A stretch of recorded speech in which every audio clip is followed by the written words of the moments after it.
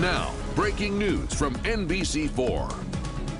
Well, tonight, Columbus police investigating a report of shots fired at Polaris Fashion Place. Good evening, everyone. Dispatchers got the word right around 12:30 this afternoon, sent officers inside the mall where the shots were reportedly fired. Tonight, we bring you team coverage. NBC4's Alan Henry and Jonathan Jackson are talking to people who were inside the mall at the time of those shots being fired.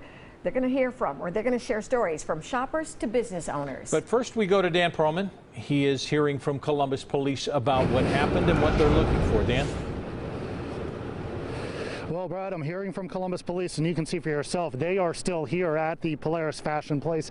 They tell me the mall has been cleared. No one was injured here, but investigators have identified two suspects, and they want those two men to turn themselves in. Around 12:30 this afternoon, Columbus police say the two men, both of whom were armed, were in an altercation here, and multiple shots were fired.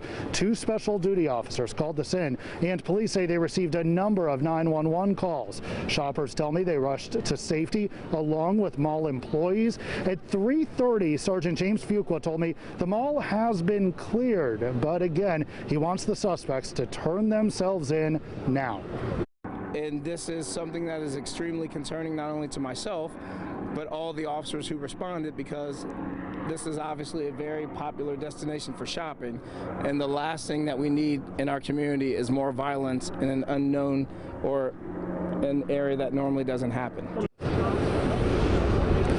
And Sergeant Fuqua also told us that a gun was recovered in the parking lot here at the mall. He says that gun is tied to what happened inside this afternoon. As for the two suspects, he says they should be considered armed and dangerous. Local for you in Columbus, Dan Perlman, NBC4. All right, Dan, thank you so much. Well, as the sound of gunfire filled the mall, shoppers and store owners had to make the unimaginable decision of whether to run or to hide. NBC4's Alan Henry continues our team coverage from Polaris. And Alan, you spoke to one store manager who stepped up to get people out. Tell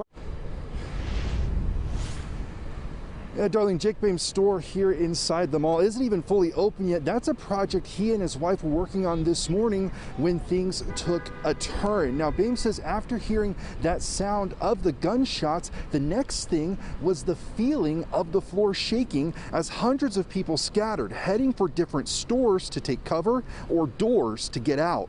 Bame says he went to leave his store, but his wife stayed behind to help get people out of their store and out of the mall. They made their way to Macy's, where some of the people inside were still unaware of what was happening. That's when Bame says they started yelling for people to get out. He described the terrifying moments just seconds later when both he and his wife saw someone near the store holding a gun. When she saw the individual with a gun, she instantly thought, okay, this is it, you know, and then we both kind of went into this, is this a gentleman with a gun that's trying to defend people, or is this the shooter? And you have to play that out in your head because you don't want to run towards or away in the wrong direction. So you're trying to do 1,000 things, and we came out, and you know, I don't know. Bame says he gave a description of that person to police, who he also thanked for responding. Now, NBC4's Jonathan Jackson is continuing our team coverage. Jonathan, I understand you talked to a family that was separated inside the mall when this all happened, but they were still able to communicate with each other. That's right, Alan. It was a scary situation for those here at the Polaris Fashion Place, especially for those who had family members and loved ones inside. Earlier today, though, we talked with one woman by the name of Magali Schmidt, who says she was shopping at the Claire's inside Polaris when suddenly she heard the sound of gunshots. That's when she was whisked away, along with several others inside the store. Now, it wasn't until the scene was cleared that Schmidt says she was reunited with her husband, who wasn't inside the mall with her, but rushed over as soon as he could.